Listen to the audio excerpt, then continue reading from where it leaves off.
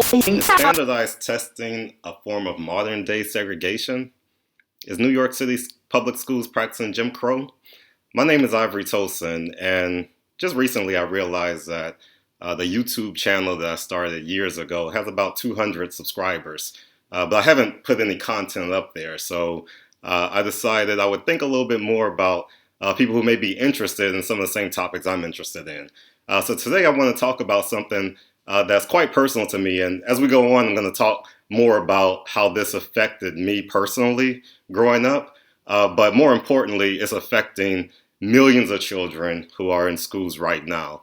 So to do this, I put on a shirt that features the artwork of Basquiat, who was a Brooklyn-based artist. And this painting that's on my shirt is called Jim Crow. It's an anti-segregation painting that actually sold for $17 million.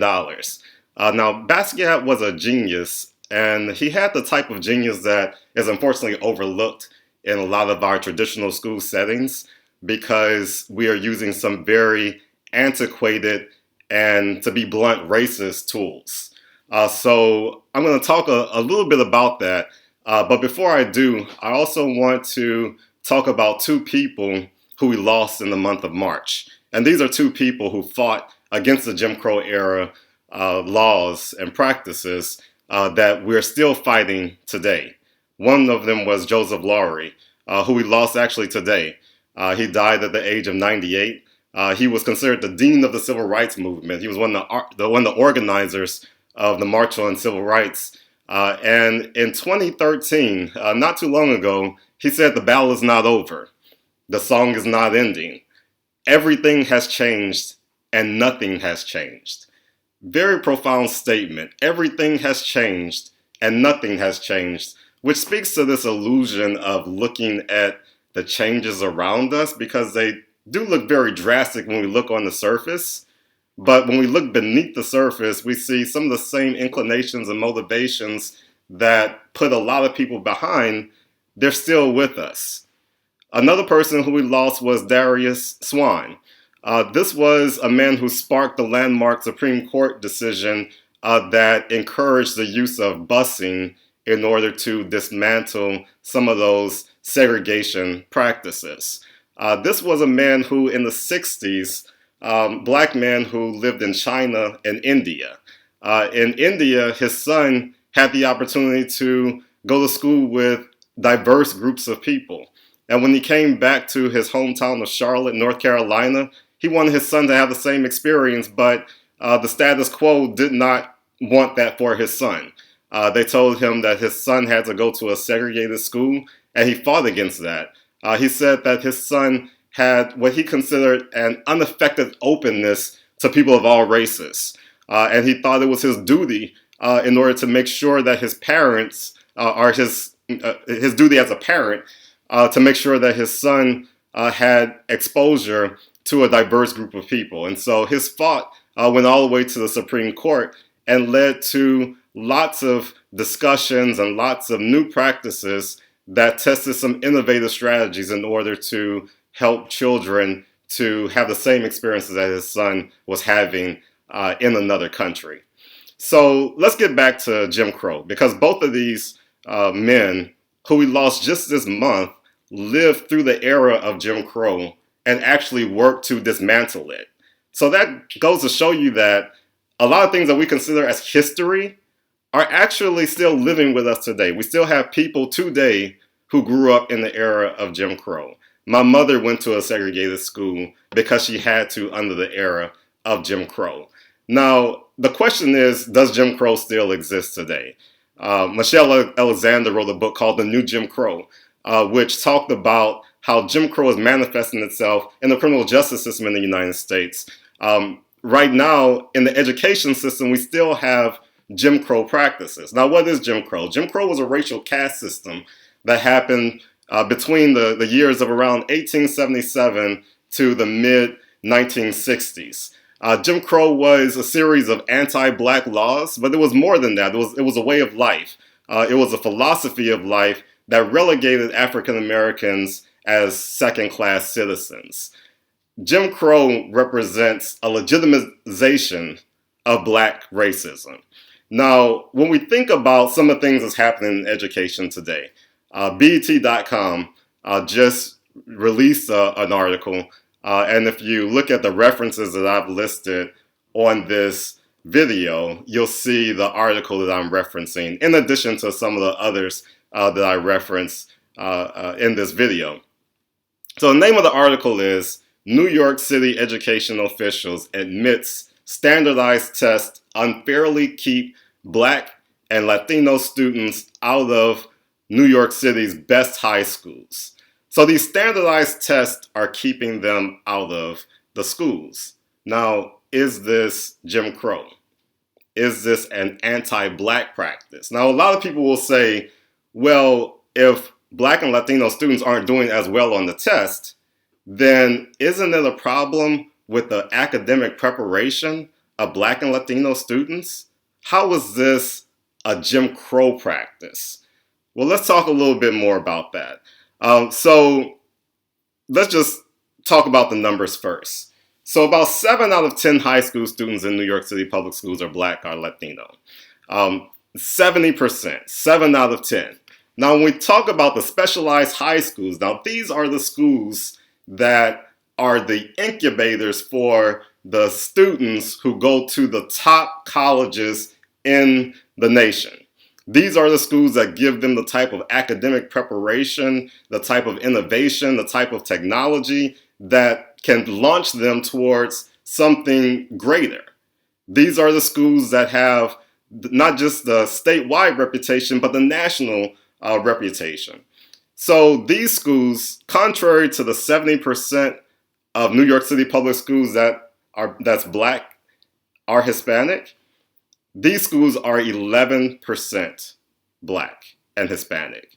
So if you look at the cohort, the 2020 to 2021 cohort, the students who have been admitted to go starting this fall semester, only 11% of them are Black or Hispanic. So why does this happen? Now, first thing we have to understand is that to get into these schools, it is based on one test. That's it. One test. Your grades, we don't care. Whether or not you were involved in any type of extracurricular activity, we don't care. Whether or not you have demonstrated leadership through civic engagement, through your student government associations. None of that means anything to these specialized high schools. They are discounting all of that for one test. Now, this has been a long-standing source of controversy. Back in 2012, the NAACP Legal Defense and Education Fund, shout out to my former roommate, Damon Hewitt, who was a lawyer at that time, they filed a complaint against them. And in their complaint, they said the 3 leading organizations for educational test and measurement, that is the American Psychological Association, the American Education Research Association, and the National Council on Measurement and Education, concluded that an admissions decision based on the results of one single test is wrong. Now, we're talking about the preeminent organizations in this country that we should be listening to for guidance on how to responsibly use tests. New York City says we don't care. Now, is it the leadership? Well, the mayor of New York, de Blasio, he said about 2 years ago, and I quote, "I would say I believe that removing the test is the single best way to solve the problem because it has resulted in this disproportionate reality, and that is just a fact." So he said that a couple of years ago. He and the current chancellor, that's Richard Carranza, they announced 2 years ago that they would eliminate this test by 2021. Now, it's important to understand that in order to change this, the legislation of New York has to change. The single test for admissions is based on a 1971 state law that mandated state-based entrance. 1971. And we're still following that practice. Now think about it. I just talked about the fact that the Jim Crow era lasted all the way to the late 60s. We're talking about a law that was founded on the heels of the Jim Crow era, during a time when eugenic strategies was being used to subtly meet the same aims of Jim Crow. That's when this test was implemented in New York City, and it still remains today, and is still disproportionately affecting the future of African American and Latino students. Now, unfortunately, although the mayor and the chancellor of New York were in favor of eliminating the test, it did not get through council. It didn't get through the legislature. So the plan ultimately didn't work. Now, where are we today? Because right now we're still using the test. We just got data this week that shows that the test continues to discriminate against some of our most vulnerable students. So, what is about this test? Now, in all of these arguments, as I follow the quest of NAACP legal defense, the quest of the mayor and the chancellor of New York City Public Schools, a lot of times there's this focus, this nagging focus on why aren't Black and Latino students performing as well on the test? Is it because of how they grew up? Is it because they all come from single parent households? Is it because they're poor and they don't have access to adequate test preparation? A lot of these things I talk about in my book, No BS, Black People Need People, who believe in Black people enough not to believe every bad thing they hear about Black people. So there was a lot of BS conjecture when talking about why Black and Latino students were not performing well. But I didn't see any evidence that there was a meaningful and substantive conversation about the validity of the test. Is the test valid? Now, I've put a link to the site for the test where New York City Public Schools explains what this test is. They explain how they score it. And they have, all of this fluffy information about why they use the test, but they don't talk about the predictive validity. Is the test valid? Can you do a study that looks at performance on the test and links that to performance at these schools? Because I didn't see that on the page. Can you do a study that looks at some of these students, these Black and Latino students that you are screening out, and see whether or not they continue to have positive progress in whatever school they do go to after being denied by this racist instrument that you're using? I don't see any information like that. And you would think if you are using a test that makes this kind of important determination, that would be the information that everyone would need to know, yet you don't think that it's important enough to put it on your website? So what is this test really used for? Is it really genuinely used for us to understand which students would perform the best at this school? Or is it used for discriminatory purposes? Is it used for a modern day Jim Crow era tactic?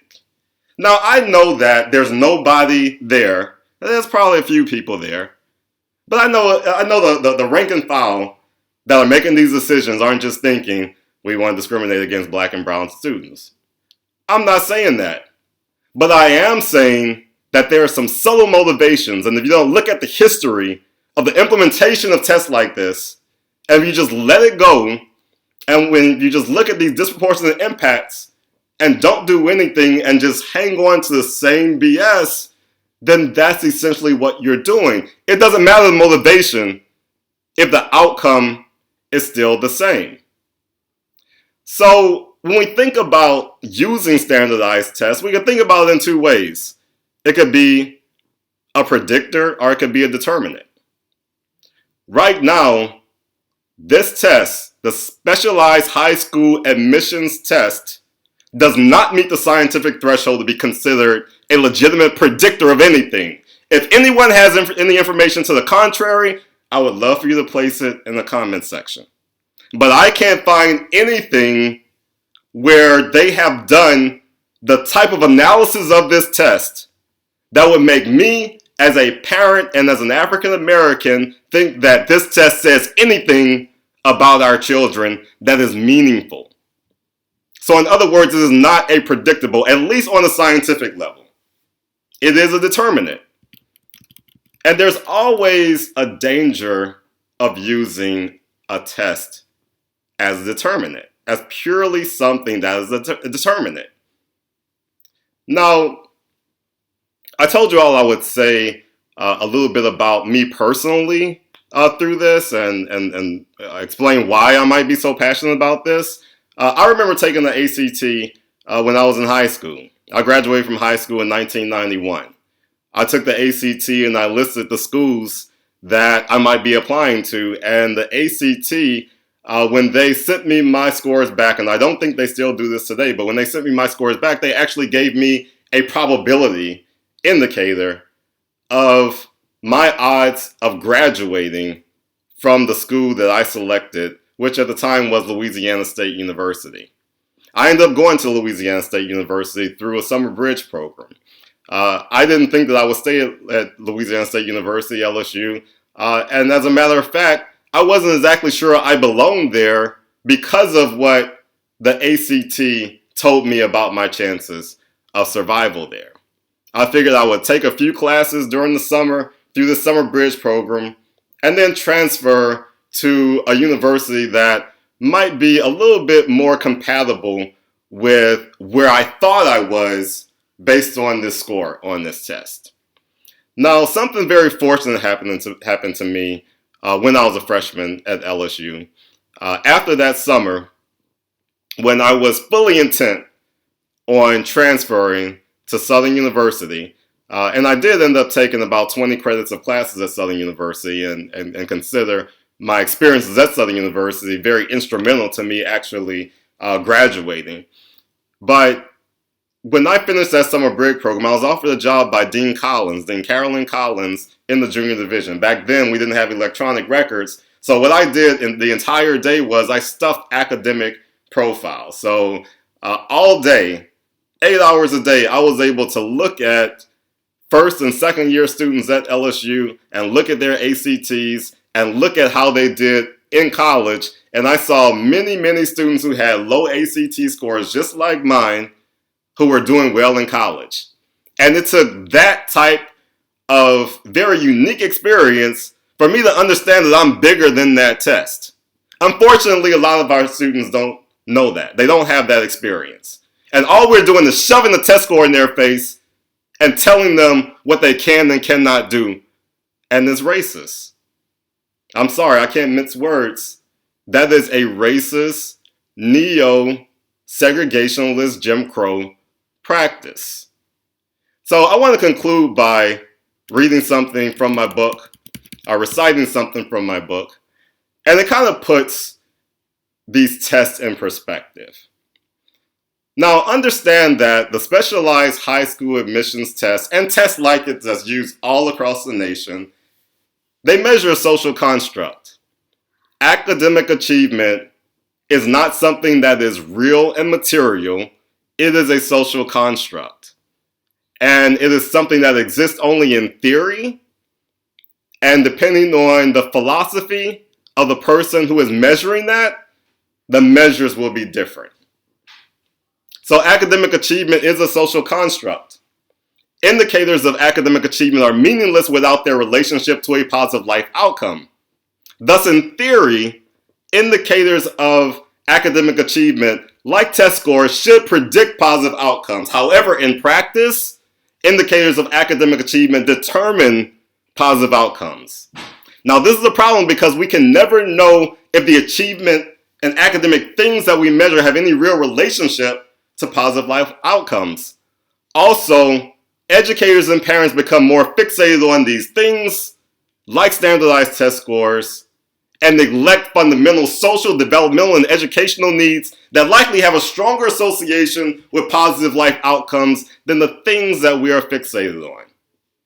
Thus, the academic achievement gap is also a social construct. In theory, indicators of academic achievement gap should be able to predict social inequities. However, in practice, New York City public schools, the indicators of academic achievement gap are used to help oppressors create social inequities. This is a problem. If you enjoyed this video, don't forget to subscribe to it. I will be posting videos like this periodically. Hopefully it sparks a discussion. I've placed some links of the articles I used to put together this video. Thank you all so much for joining us for this conversation.